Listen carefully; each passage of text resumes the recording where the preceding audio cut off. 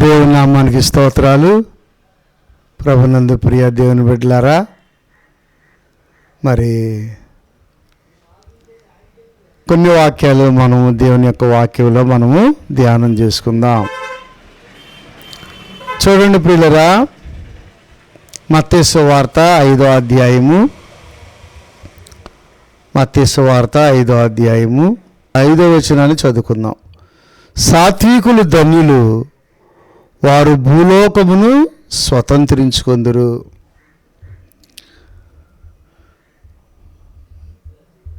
యేసుక్రీస్తు ప్రభువారు చెప్పినటువంటి ఆ గొప్ప మాట, సాత్వికులు ధన్యులు, వారు భూలోకమును స్వతంత్రించుకొందురు. ఎవరైతే సాత్వికంగా ఉంటారో, అంటే సాత్వికం అంటే కరుణ హృదయము, ప్రేమ కలిగిన హృదయము, అట్లాగే దయ కలిగిన హృదయము ఎవరైతే కలిగి ఉంటారో వారు గొప్ప సేవకులు అవుతారు, భూలోకాన్ని స్వతంత్రించుకుంటారు. ప్రియులుగా, మానవులమైనటువంటి మన జీవితాల్లో మనం గమనించినట్టయితే దేవుడైన యెహోవా మోషే విషయంలో చక్కటి మాట మాట్లాడతాడు. ఏంటి ఆ మాట? మోషే నా ఇల్లంతటిలో మిక్కిలి సాత్వికుడు. చూసారా, మోషే భక్తుడిని ఎంత చక్కగా మరి ఘనపరుస్తున్నాడు. మనము దేవుణ్ణి ఘనపరిస్తే దేవుడు మనల్ని ఘనపరుస్తాడు. మనము దేవుణ్ణి పూజిస్తే దేవుడు మనలను కీర్తి ప్రఖ్యాతులతో లేవనెత్తుతాడు. దేవునికి మనం నమ్మకంగా ఉంటే దేవుడు మనకు పేరు ప్రఖ్యాతులను ఇస్తాడు. చూడండి, మోషే ఎంతో భక్తి కలిగిన వాడు, దేవునికి నమ్మకంగా జీవించిన వాడు, పిలుపు ఉంది, దర్శనం ఉంది, స్వరం విన్నాడు. ప్రభునందు ప్రియ దేవుని పిల్లరా, ఎంతో ప్రార్థనాపరుడు. 2-3 పర్యాయాలు 40 రోజులు ఉపవాస ప్రార్థన చేసినవాడు. గమనించండి ప్రియులరా,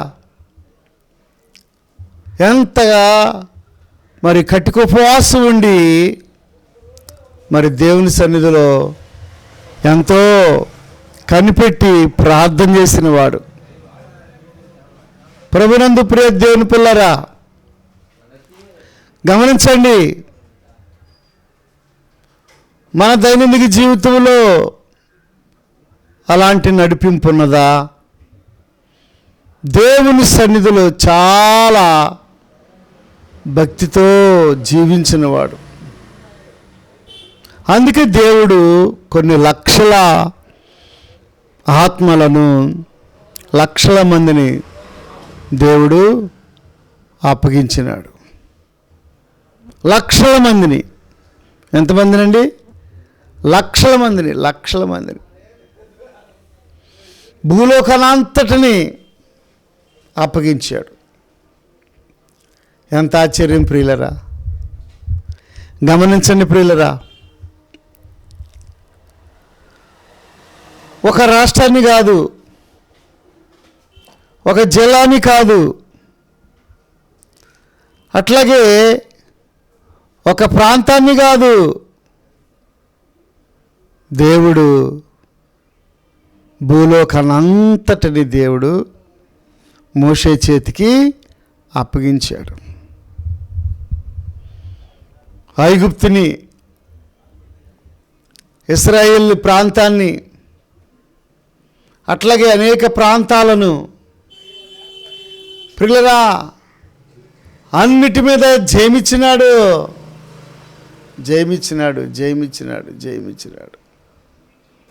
ప్రభునందు ప్రియ దేవుని పిల్లారా, నీ కుటుంబంలో నీవు నమ్మకంగా ఉంటే, నీ కుటుంబంలో నీవు యథార్థంగా ఉంటే, నీ కుటుంబంలో నీవు భక్తి కలిగి ఉంటే, నీ కుటుంబంలో నీవు సాత్వికంగా ఉంటే, దేవుడు ఎలాంటి కార్యాలైనా చేస్తాడు. మోషే మిక్కిలి సాత్వికుడు, నమ్మకస్తుడు. నా ఇల్లంతటిలో అంటే మన గృహాల్లో నమ్మకంగా ఉండాలి, సమాజంలో నమ్మకంగా ఉండాలి, అలాగనే సంఘంలో నమ్మకంగా ఉండాలి, అలాగనే మరి బయట లోపల నీవు నమ్మకంగా ఉండాలి. అప్పుడు దేవుడు నీ హృదయాన్ని చూస్తాడు, నీ అంతరంగాన్ని చూస్తాడు, నీ మనసును చూస్తాడు, నీ యొక్క నడక చూస్తాడు. అప్పుడు దేవుడు సాక్ష్యం ఇస్తాడు.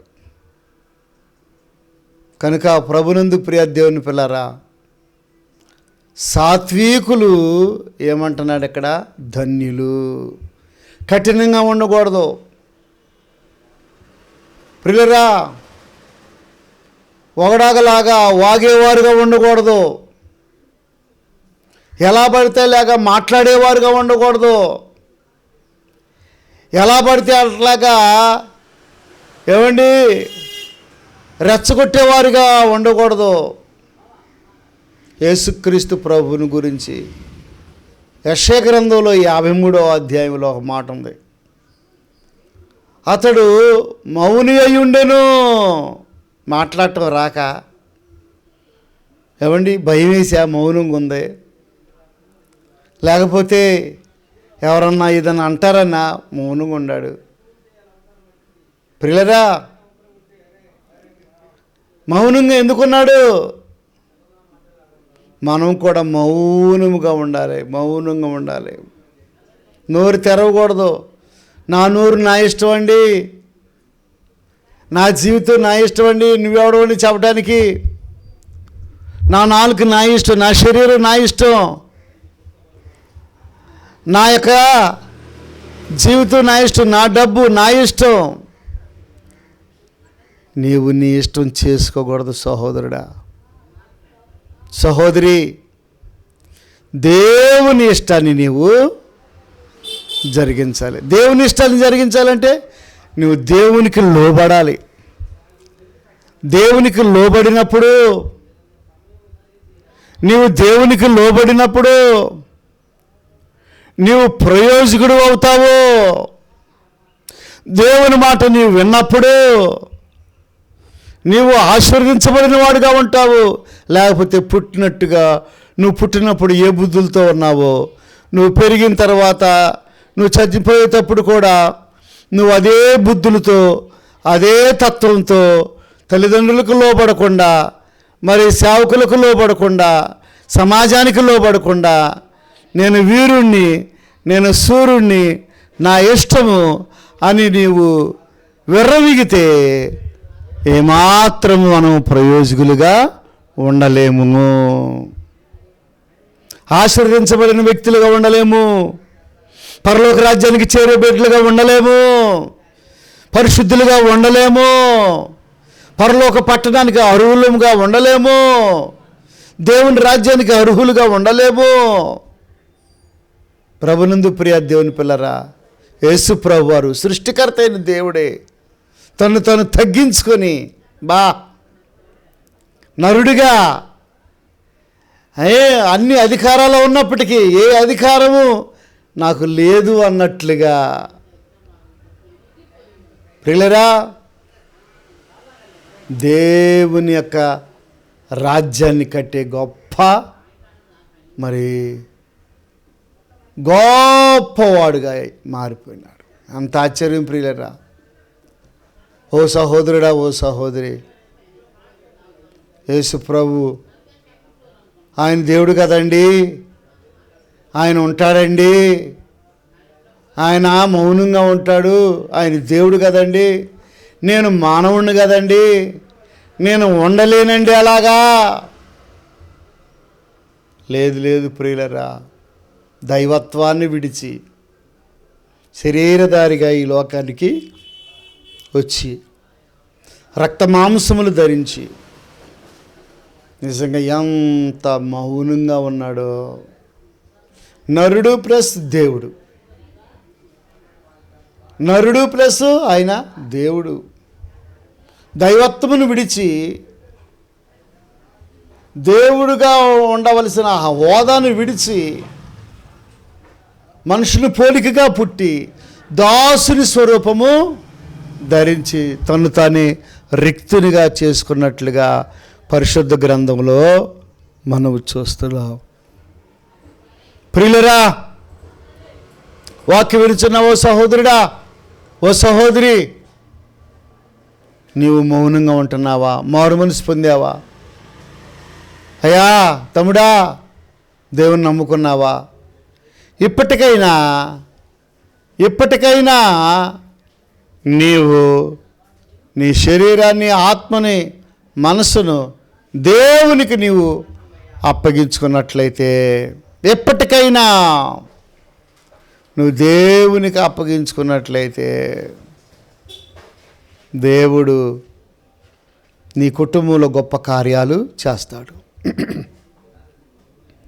చూడండి, పరిశుద్ధ గ్రంథంలో ఇంకా సాత్వికము గురించి కొన్ని మాటలు చదువుకుందాం. మరి కీర్తన గ్రంథము 37వ కీర్తన గ్రంథము 37వ కీర్తన కొన్ని మాటలు మనము చదువుకుందాం.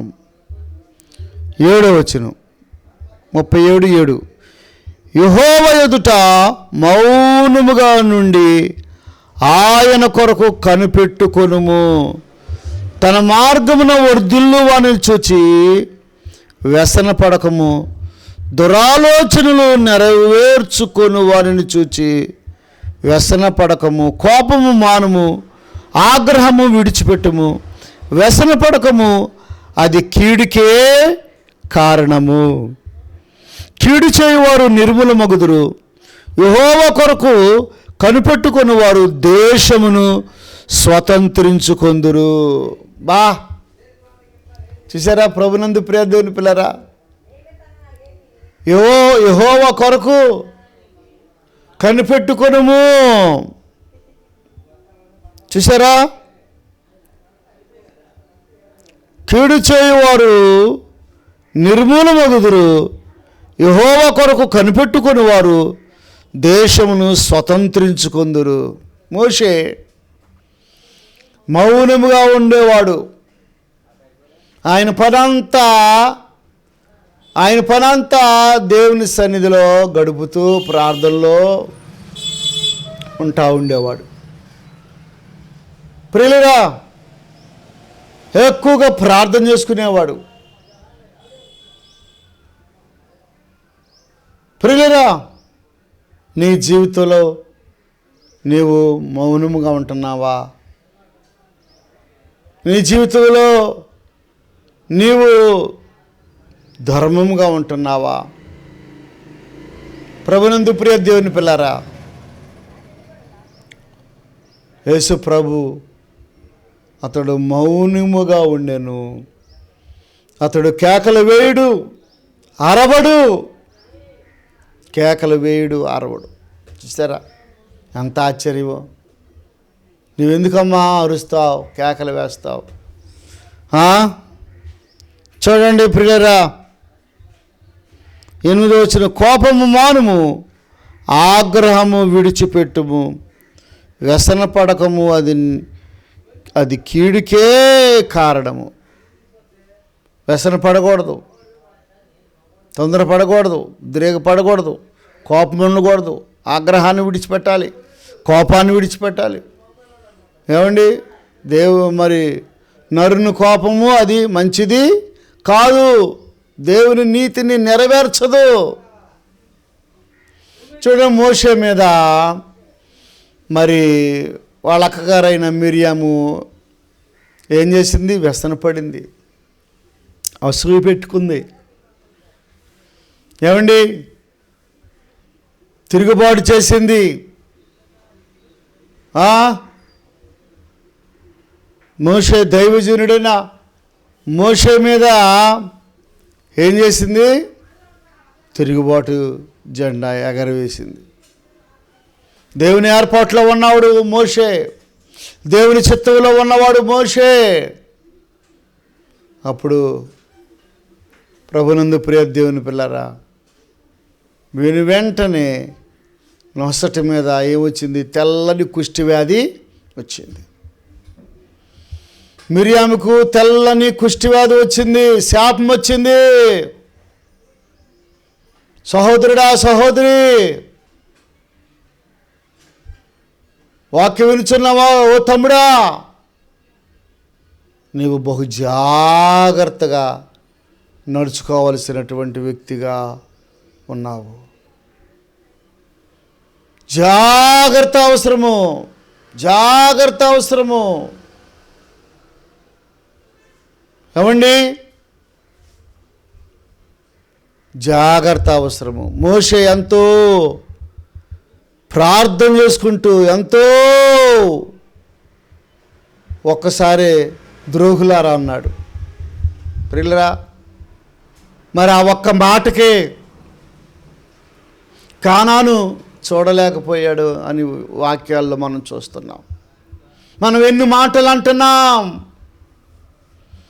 ఎన్ని రకాలుగా మరి మనుషుల మీద మనము పోట్లాడుచూ ఉన్నాం. కుటుంబస్తుల మీద పోట్లాడుచూ ఉన్నాం. రక్త సంబంధుల మీద పోట్లాడుచూ ఉన్నాం. ఇరుగు పొరుగు వారి మీద పోట్లాడుచూ ఉన్నాం. ప్రియులరా, ఎలా పడితే అలాగా మాట్లాడుచూ ఉన్నాం, ఎలా పడితే అలాగా జీవిస్తూ ఉన్నాం. అది మంచిదా? అది మంచిది కాదు కదా. దేవుడు నీకు మంచి ఆరోగ్యం ఇచ్చినాడు, దేవుడు నీకు మంచి తలాంతులు ఇచ్చినాడు, దేవుడు మంచి నీకు జ్ఞానం ఇచ్చినాడు, దేవుడు నీకు చదువు ఇచ్చినాడు, దేవుడు నీకు ఉద్యోగం ఇచ్చినాడు, దేవుడు నీకు కుటుంబ వ్యవస్థను ఇచ్చినాడు, దేవుడు నీకు బిడ్డలను ఇచ్చినాడు. దేవుడు ఎంతగానో అనేక విధాలుగా యేసు ప్రభువుని ఎంతో హెచ్చిస్తే నీవు దేవుని సేవ చేయటానికి బదులు దేవుని సేవను ఏమండి చేయకుండా సమయాన్ని అంతా వ్యర్థం చేసుకుంటే ఏమండి ఏమన్నా ప్రయోజనం ఉన్నదా? ప్రభునందు ప్రియ దేవుని పిల్లరా, కనుక ఇంకా మనము లేఖనాల్లో మనం చూసినట్లయితే యేసుక్రీస్తు ప్రభు వారి గురించి ఏమని వ్రాయబడిందో చూడండి. మత్తయి సువార్త ఏమండి మరి 11వ అధ్యాయము కొన్ని మాటలు మనం చదువుకుందాం. మత్తయి సువార్త 11వ అధ్యాయము చివరి మాటలు మనం చదువుకున్నట్లయితే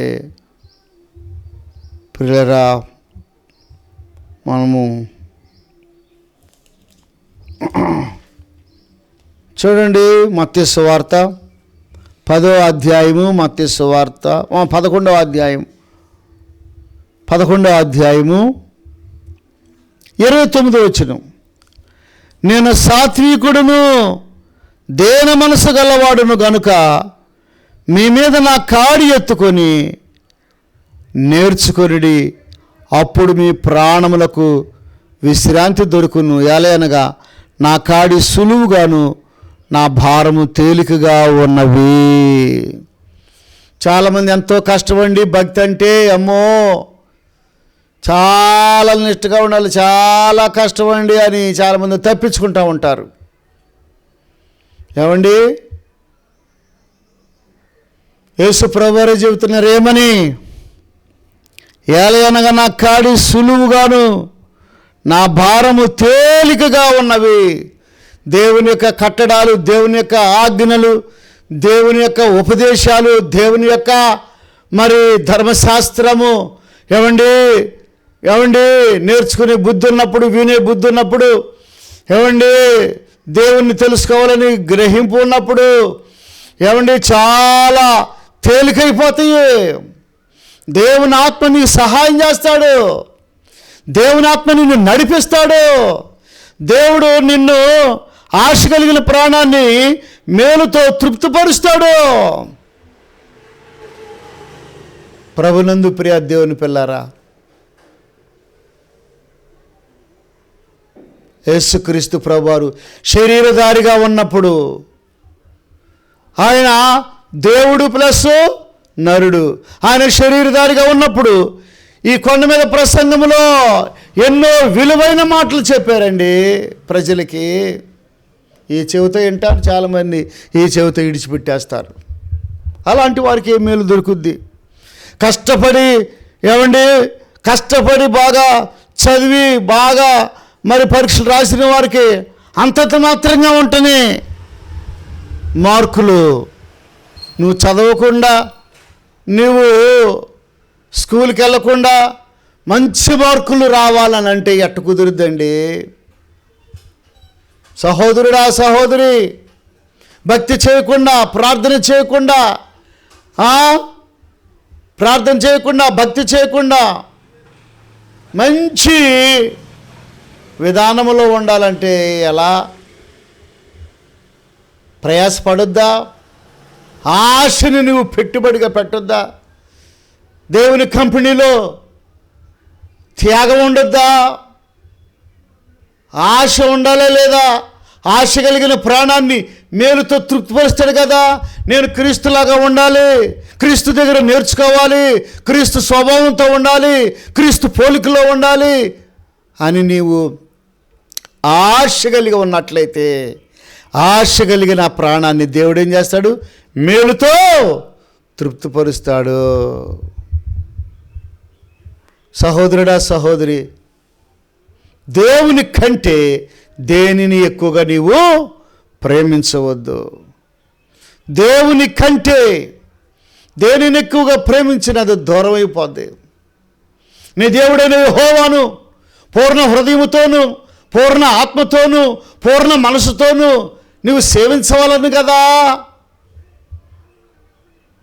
ప్రియులరా, యేసుక్రీస్తు ప్రభువారు చక్కటి మాటలు మాట్లాడుతున్నారు. నేను సాత్వికుడును, దేన మనసు గలవాడును గనుక మీ మీద నా కాడి ఎత్తుకొని నా యొద్ద నేర్చుకొనుడి, అప్పుడు మీ ప్రాణములకు విశ్రాంతి దొరుకును.